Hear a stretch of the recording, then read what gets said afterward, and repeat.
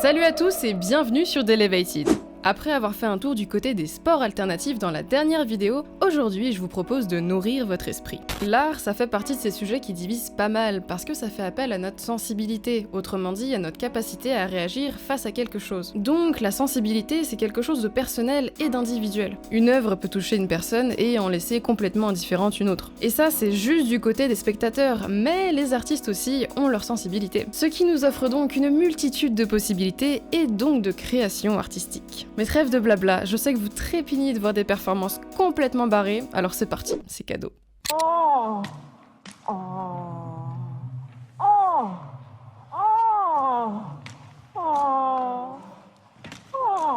Je tenais vraiment à commencer par cet extrait parce que, même si c'est pas une performance artistique à proprement parler, mais plutôt de la danse contemporaine malaisante chelou, ça résume plutôt bien le sujet de la vidéo d'aujourd'hui. Parfois, entre démarche artistique et vision horrifique, la frontière est carrément fine.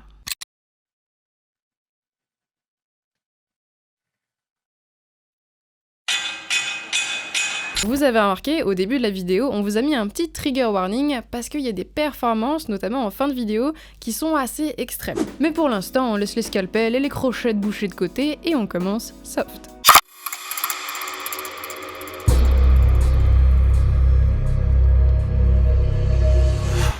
Benjamin Bennett est un artiste qui a réalisé une performance artistique de durée, d'endurance, et c'est sûrement avec cet exemple que le terme performance de durée prend tout son sens. En gros, le principe de sa performance est assez simple. L'artiste lance un stream, s'assoit en tailleur en face de la caméra, sourit et reste dans cette position, immobile pendant des heures, souvent entre 3-4 heures. Easy. Et des streams comme ça, il en a lancé 326 au total.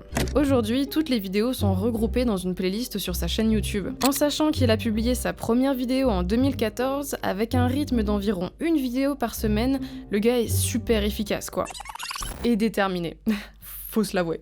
Et aussi étrange que ça puisse paraître, sa performance lui a permis de cumuler 31 millions de vues et 380 000 abonnés. Même si le principe est toujours le même, en soi un gars qui s'assoit en tailleur et se filme pendant des heures avec un sourire creepy, il y a quelques vidéos qui ressortent du lot. Lors de son 52e stream, Benjamin Bennett se pisse dessus en fait. Et on peut deviner une petite mare au sol qui se dessine. En même temps, 4 heures sans pisser, moi j'en connais qui tiennent même pas la durée d'un film. Ça va. Et aussi pendant 2 autres épisodes, il se met à pleurer. En même temps, on peut facilement imaginer qu'une performance pareille, ça met le corps à rude épreuve, donc pleurer, ça me semble assez logique dans ce genre de circonstances. Et puis on peut pas lui en vouloir d'avoir un craquage sur 326 vidéos. Parce que entre nous, vous avez déjà essayé de rester genre 1 minute sans rien faire? Mais c'est méga long. Benjamin Bennett, il est assez connu d'internet maintenant. Vous êtes déjà peut-être tombé sur l'un de ses streams ou sur la vidéo de Feldup qui en parle. Bon, Bennett, il a pas réalisé plus de 1000 heures de performance pour rien, il y a quand même une certaine démarche derrière. Un chroniqueur du magazine américain The Atlantic nous dit « Sitting and Smiling est donc une version extrême de l'engagement dans le présent. Il reprend des concepts tels que la pleine conscience, ce n'est peut-être pas une coïncidence si la posture des jambes croisées de Bennett rappelle celle de la méditation, l'attention au présent et à l'inconfort face à la vitesse et à l'agitation de la vie moderne et les pousse jusqu'à les rendre désagréables, voire insupportables. En rendant les vidéos à la limite du regardable, Bennett suggère qu'il est impossible de faire l'expérience du temps d'une manière qui ne soit pas médiatisée, concentrée et réelle. Mais bien sûr, Bennett y parvient en souriant tout le temps. Et vous serez heureux d'apprendre qu'après avoir consacré pas moins de 8 ans à Sitting and Smiling, aujourd'hui, Benjamin est passé à autre chose. Aujourd'hui, il est dans sa walking and talking era. Il est quand même légèrement différent. Et si vous vous posez la question, en gros, c'est un type qui fait une rando et un podcast, quoi. Voilà, il papote pendant qu'il marche, comme son nom l'indique. Et avec ça, normalement, vous avez une idée de la direction qu'on va prendre dans cette vidéo. Je précise quand même que j'ai voulu définir un certain cadre qui m'a permis de choisir les performances. Dans le sens où un artiste réalise une action qui ancre le spectateur dans l'instant présent.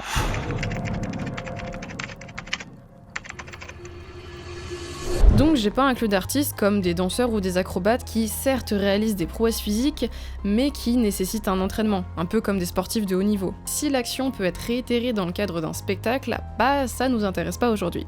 Et on continue les enfants avec Marina Abramovic. My name is Marina Abramovic. I'm an artist. Marina Abramović, c'est sûrement l'un des noms qui ressort le plus quand on parle de performance artistique. C'est une artiste serbe que vous connaissez peut-être déjà sans le savoir. En 2009, au MoMA à Manhattan, elle réalise une performance appelée The Artist is Present. En gros, pendant 8 heures par jour, pendant 3 mois, l'artiste s'est assise sur une chaise, immobile. Et les gens avaient la possibilité de venir s'asseoir en face d'elle et de rester le temps qu'ils voulaient. L'idée, c'est de venir s'asseoir à cette table et de se connecter à l'artiste et au moment présent. Et les réactions des personnes sont d'ailleurs assez intéressantes. T'as des gens qui sont interloqués, curieux, d'autres souriants, t'en as même qui ont le visage ultra fermé comme s'ils refusaient à tout prix de se connecter avec l'artiste, et t'en as même qui fondent carrément en larmes.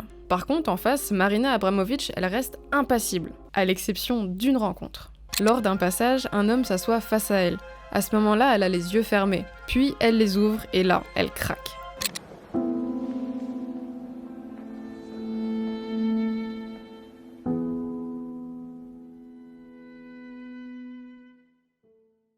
L'homme en face d'elle s'appelle Oulay et c'est aussi un autre artiste performeur avec qui elle était en couple auparavant et pour qui elle ressent une forte affection. Et moi je trouve ce moment assez touchant quand même.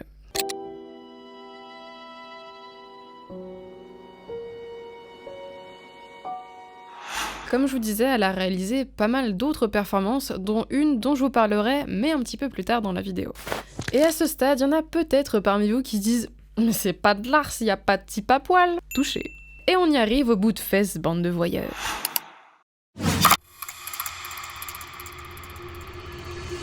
J'avais envie de vous présenter une performance en particulier de Jan Marušić, mais en fait, il y en a pas mal qui méritent le coup d'œil.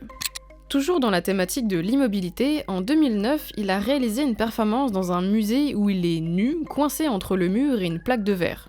Aux 4 coins de la plaque, il y a des petits boulons que les visiteurs pouvaient venir resserrer avec une clé. Et évidemment, les gens sont venus les resserrer. C'est fou comme on est carrément sadique, juste quand on nous laisse le choix. La position a l'air incroyablement inconfortable, et en plus j'imagine si les gens viennent resserrer les petits boulons et que la plaque vient écraser la cage thoracique, ça a dû être sacrément éprouvant. Mais toujours moins que sa performance appelée The Cube.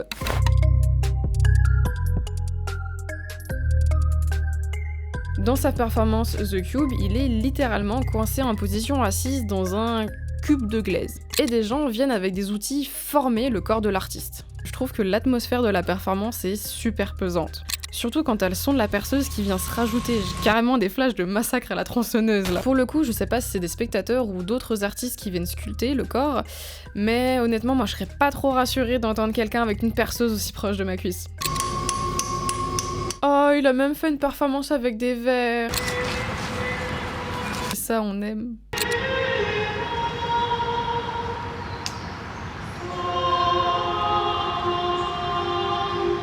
En vrai, immobile comme ça parmi les petits verres, il aurait grave pu jouer dans un film de Fulci, non ?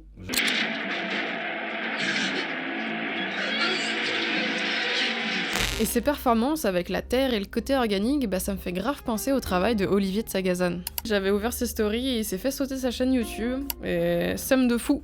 Mais j'ai pas voulu l'inclure dans la vidéo parce que même si c'est un artiste que j'aime beaucoup, il a quand même 175 000 abonnés sur Instagram, donc il est un petit peu connu, et voilà, j'ai préféré privilégier d'autres artistes. Et en parlant de matière organique, de terre, de glaise, tout ça, quand j'étais ado, avant de dig un petit peu le black metal, j'écoutais un groupe, peut-être que certains connaissent, qui s'appelle Rosa Crux. J'étais tombée sur l'une de leurs vidéos. T'as 2 nanas qui réalisent une performance de danse avec de la terre battue, avec de la glaise. Ok.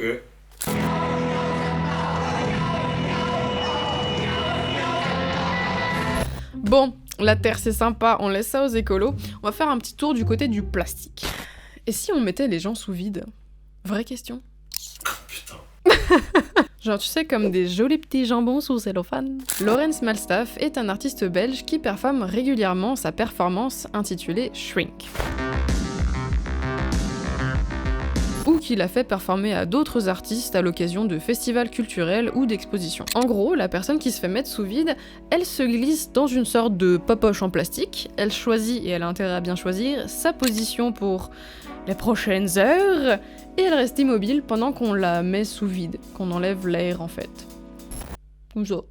Mais bon, on n'est pas des salauds, il y a quand même un petit tuyau qui vient alimenter en oxygène. Sinon, là, pour le coup, ça serait tuer les gens. Et tu trouves pas qu'en vrai, avec le tuyau, ça fait grave penser à Matrix?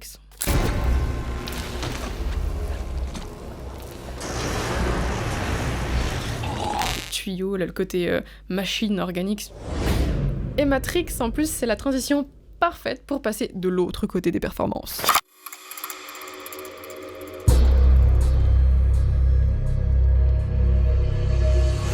Fini les banales positions désagréables, ça c'est pour les nazes, nous on pénètre la chair et on fait couler tout ce qu'on peut. Et du coup ça sonne ultra brutal. Pourtant, la première performance dont j'ai envie de vous parler, je la trouve assez poétique. En 2022, Andrea Cargassin réalise une performance de durée. Elle se tient immobile dans une position qui est pas la plus agréable, et à la différence de Bennett, avant de se mettre en position, elle utilise des aiguilles pour percer son mollet et son bras. Ensuite, elle relie ces aiguilles par des fils, un petit peu à la manière d'une marionnette.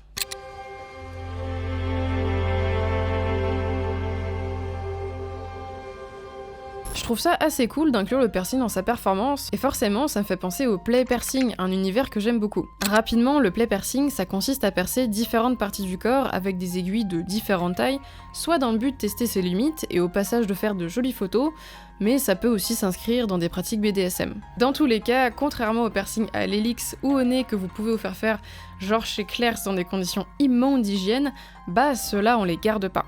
Et ceux de chez Claire's non plus d'ailleurs, vous devrez pas les garder, ni les faire, allez dans un vrai shop. Et si on ramenait un petit peu de légèreté dans cette vidéo, du moins le temps que ça dure.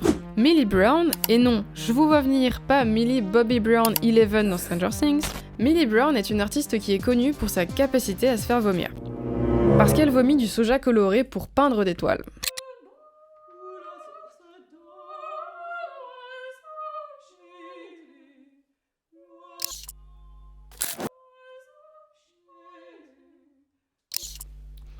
Ah ouais.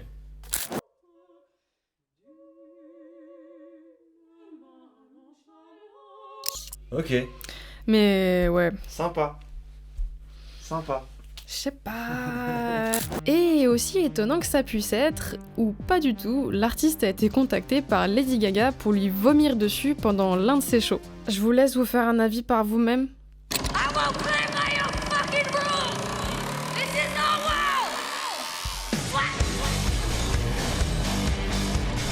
La performance est quand même un petit peu suggestive.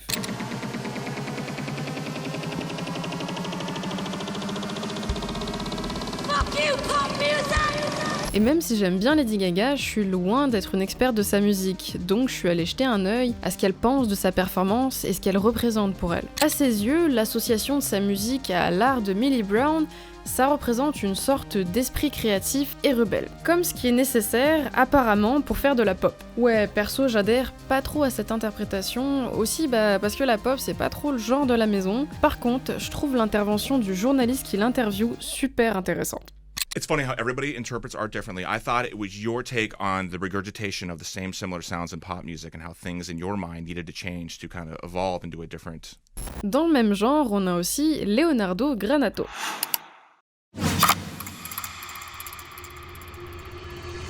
Leonardo est un artiste argentin qui peint à l'aide de ses larmes. Au lieu de tremper un pinceau dans de la peinture, lui il renifle du Stérimar coloré, donc le liquide monte jusque dans ses glandes lacrymales, et grande maîtrise oblige, le gars réussit à squirter des larmes.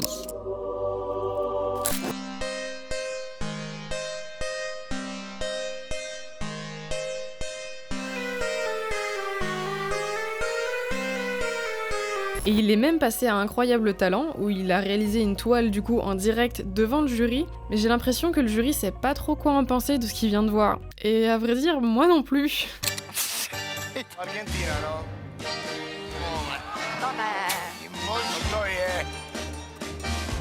Surtout que le résultat est pas ouf quoi. Techniquement c'est ouf, mais bof. Après ça doit peut-être pas me toucher, Max. Pas spécialement. Non. Non. Par contre, un truc pour lequel ça doit être super pratique, c'est quand tu dois expliquer le fonctionnement du corps humain aux gamins. Je sais pas si ces toiles ont rencontré un fort succès, en tout cas, il a peut-être un avenir en tant que prof de SVT.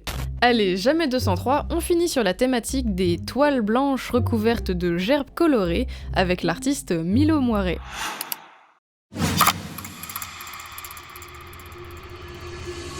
Son nom vous dit peut-être quelque chose parce qu'elle est passée il y a 11 ans de ça dans une vidéo de SLG. À la bonne époque. À l'ancienne. En 2014, Milo Moiré réalise une performance à Cologne dans laquelle elle s'insère des œufs remplis de peinture colorée dans le minou et ensuite elle les pousse pour les extraire et ça peint une toile. Et le pire, c'est que malgré tous ces efforts et toute cette technique, comme avec Leonardo Granato, le résultat est pas foufou. On dirait même qu'elle est en pleine introspection à la fin de sa perf, genre... mais qu'est-ce que c'est que ce truc ? Mais qu'est-ce que je fous à poil devant ces gens ? Au-delà de vous présenter un énième artiste qui peint des trucs bof avec une partie incongrue de son corps, je voulais vous parler de Milo Moiré parce que c'est une artiste qui n'hésite pas à jouer avec la curiosité perverse du spectateur et avec l'image qu'elle renvoie. Déjà en 2014, avec sa performance Plop Egg, elle invitait les gens à payer pour accéder à la version non censurée de sa performance. Et par la suite, on peut carrément dire qu'elle a cultivé son côté bimbo à la plastique parfaite pour internet. J'ai pu lire qu'elle est connue pour ses performances nues. Je trouve ça un petit peu réducteur quand même, parce qu'elle a pas fait que ça.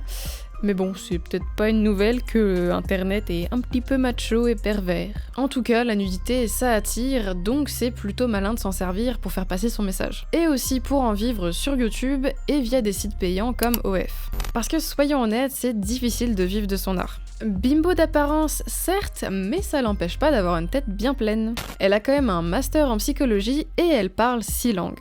Sans oublier qu'à travers son art, elle défend les droits des femmes. De toute façon, je doute pas que si son travail vous intéresse, vous irez jeter un œil sur internet. Mais il faut tout de même que je vous annonce une triste nouvelle, toutes les vidéos de sa chaîne YouTube sont passées en privé. Et ça, je trouve que c'est dommage. Et en attendant son retour sur YouTube, je peux toujours vous recommander un film dans lequel elle fait une apparition.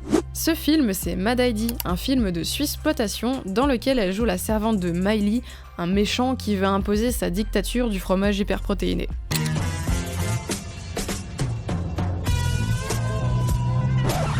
Je me disais bien que j'avais déjà vu sa tête, quelque part. Tu veux pas me passer mon châle, s'il te plaît ? Merci. I'm spending 28 days knitting from wool that I've inserted in my vagina. Casey Jenkins est une artiste originaire de Melbourne.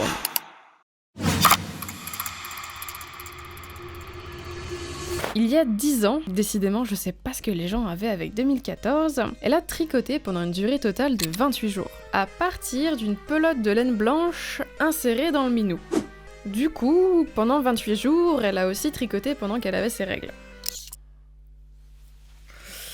Ah, les crampes menstruelles, ça doit être quelque chose avec toute une pelote quand même, hein. Tiens, ils ont même pris la peine de préciser dans la description pour ceux qui seraient facilement offensés par du sang de règles. Oh, et puis regarde, il y a même plein de moules, enfin de moulages de minou sur l'étagère de l'atelier. C'est sympa. Avec cette performance, l'artiste espère changer les associations négatives que les gens peuvent avoir sur la vulve. Voilà. Abonnez-vous, on s'amuse super bien chez Delevated.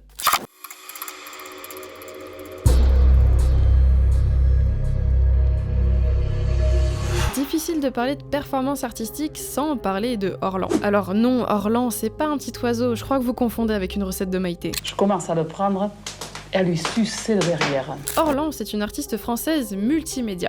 Alors, puisque vous voulez me présenter, je me présente. Allez-y. En fait, je suis Orlan, entre autres, et dans la mesure du possible.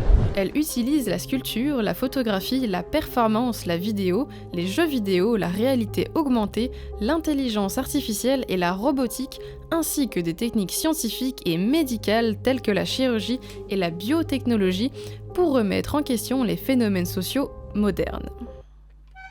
Elle a fait ses débuts dans les années 60 et elle est surtout connue pour sa performance intitulée Omniprésence.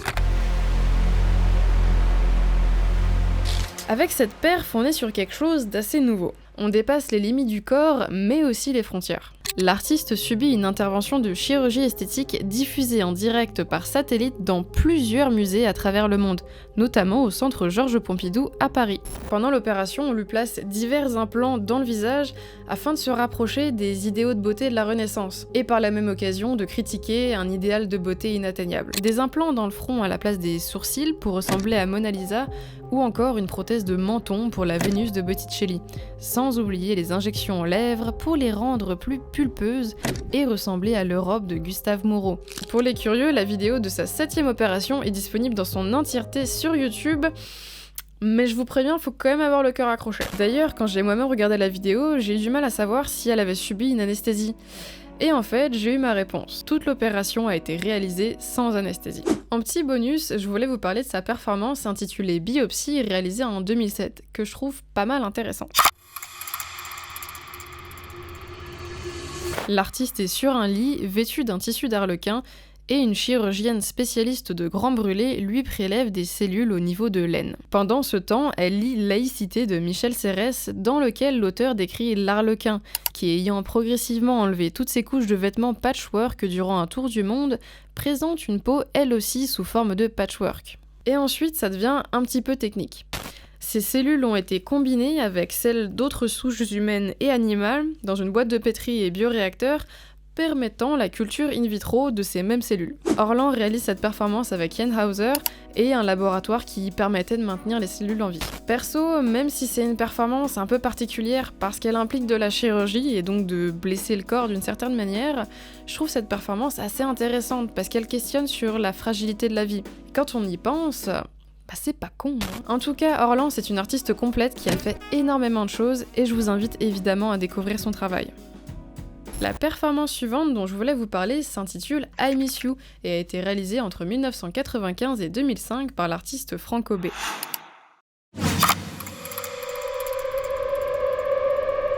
Mais vous faites pas avoir par le titre de la performance, c'est pas parce que I Miss You ça pourrait aussi passer pour une comédie romantique qu'on est sur quelque chose de sympathique, chaleureux.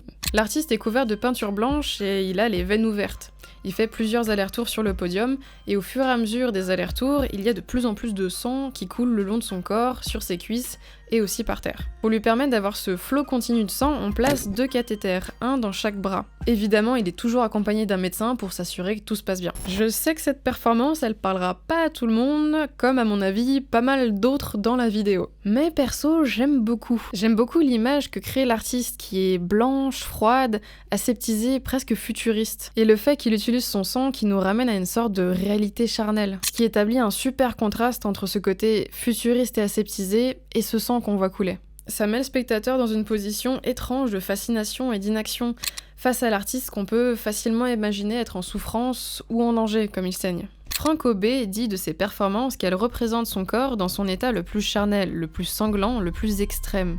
Il affirme que son travail ne porte pas sur la mort, il dit qu'il veut rendre l'insupportable supportable. Il veut que le spectateur remette en question sa compréhension de la beauté et de la souffrance. En un sens, je trouve que la performance de Franco B, I Miss You, est assez complémentaire de Omniprésence de Orlan. Franco B cache la pose des cathéters, il cache au public l'acte qui blesse le corps. Là où au contraire, Orlan s'en bat les reins et pas de pitié, ra. L'opération en entier sur YouTube. Et en live, mon gars. Et sans anesthésie. Si vous êtes branché espaces liminaux et du coup performance artistique, je vous recommande le texte de Colin Walker, Les espaces liminaux du corps transgressif. Dans son analyse, Colin Walker se concentre sur les espaces liminaux du corps, comme par exemple la bouche ou une blessure, comme lieu de transition, ici entre l'intérieur et l'extérieur. C'est parti pour les performances les plus extrêmes.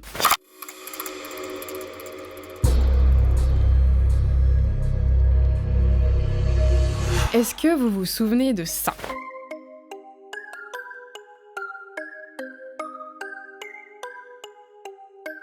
Mais oui, évidemment que je me souviens de ça. C'était le truc que tout le monde avait sur sa trousse. Il y avait les agendas Ben, il y avait les trousses Ben. Et apparemment, c'est comme les Diddle, ça revient à la mode et ça se revend sur les sites de seconde main, genre eBay et tout, c'est fou. Bon, allez, on papote, mais la carrière de Ben Vautier de son nom complet, ne se résume pas à un partenariat avec la marque de stylo Parker.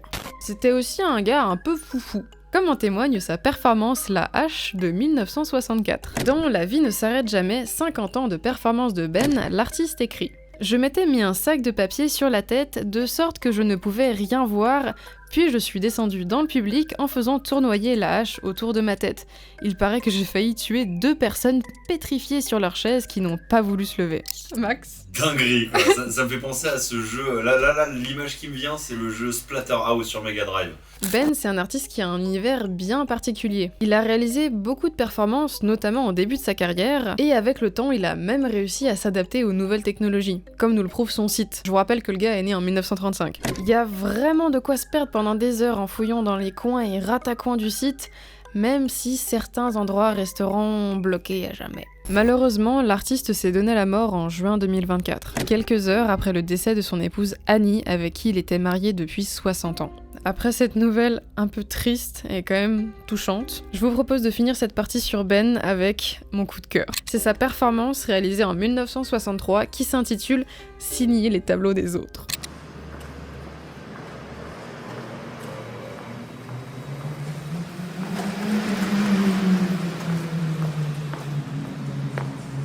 Je suis trop fan. Le culot est juste dingue, c'est méga punk, trop cool. Ça y est, c'est le moment de revenir à Marina Abramović. Aujourd'hui, on va juste parler de Rhythm Zero, qui est la première performance d'une série de performances intitulée Rhythm, réalisée entre 73 et 74. L'objectif de cette série de performances, c'est d'explorer la tension entre le contrôle et l'abandon. Rhythm Zero est la première œuvre de longue durée de Marina Abramović. Pendant les 6 heures qu'a duré la performance, elle est restée passive devant une table contenant 72 substances et objets, allant de l'eau, du miel et du sucre à des ciseaux, des couteaux et un pistolet avec une balle. Les spectateurs étaient libres d'interagir avec Abramović de la manière qu'ils souhaitaient. Bon, c'est maintenant qu'on prend les paris. Est-ce que tu as foi en l'humanité ou pas du tout? Je pencherais plus pour pas du tout. Non, j'ai vraiment peu confiance en l'humanité. Je pense qu'ils lui ont fait des dégueulasseries. Putain, ouais. Je vous avoue qu'en préparant cette vidéo, moi, ça m'a un peu... ça fait partie des performances qui m'ont le plus chamboulé, quand même secoué. Parce que, putain, le monde est pourri, quoi. Franchement... Ça a commencé docilement. Quelqu'un l'a fait tourner sur elle-même. Quelqu'un a mis ses bras en l'air. Quelqu'un l'a touchée de façon assez intime. Puis la nuit napolitaine a commencé à chauffer. Au bout de 3 heures, tous ses vêtements ont été coupés avec des lames de rasoir.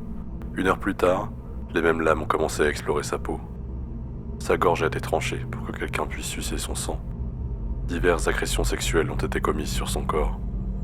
Elle était tellement attachée à sa performance qu'elle n'aurait pas résisté à un viol ou à un meurtre. Face à son abdication de la volonté, avec son effondrement implicite de la psychologie humaine, un groupe de protection a commencé à se définir dans le public. Lorsqu'un pistolet chargé a été posé sur la tête de Marina, et que son propre doigt a été placé autour de la gâchette, une bagarre a éclaté entre les factions du public. Je trouve ça putain de triste, en vrai. C'est un bel état de l'humanité. Là, je vous cache pas que c'est un des artistes dont j'avais pas trop hâte de vous parler. Parce que premier degré...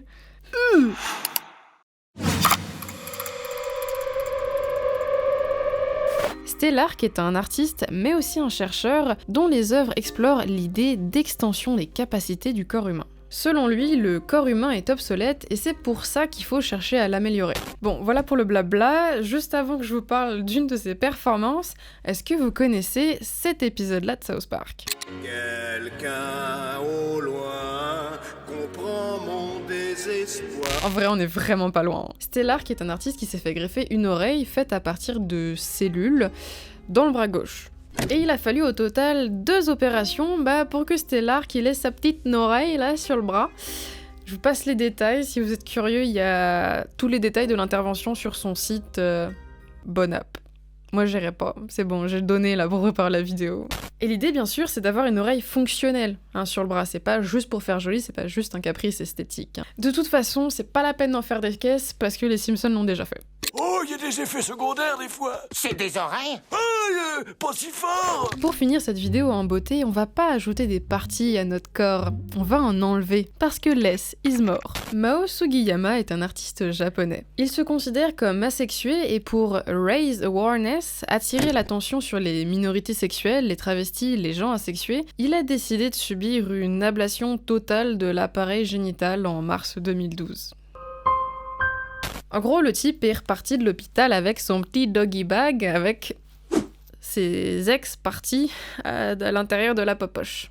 Et ensuite, il les a congelés pendant 2 mois avec la ferme intention de les faire cuisiner et manger par des gens. Mais quand même, le gars, il a fait les choses bien, parce qu'à aucun moment de tout le processus, à aucun moment, il a été hors la loi. Il s'est vachement bien renseigné en amont. Parce que oui, le cannibalisme n'est pas interdit au Japon. Par contre, en France, si. N'essayez même pas, cherchez pas, c'est interdit. Bon, et si vous nous suivez sur Instagram, vous saurez déjà que la quéquette, c'est très difficile à cuisiner.